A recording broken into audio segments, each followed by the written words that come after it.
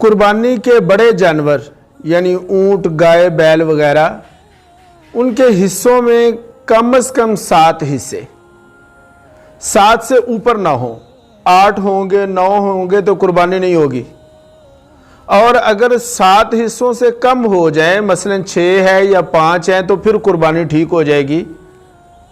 लिहाजा उन 6 या 5 हिस्सों को तमाम हिस्सादार बराबर आपस में तकसीम कर लेंगे।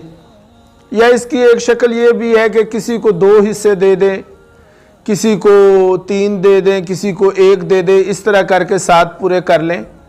बहरहाल ये है कि कम हो जाएं तो कुर्बानी हो जाएगी, लेकिन अगर हिस्से 7 से ज़्यादा हो जाएंगे तो कुर्बानी नहीं होगी।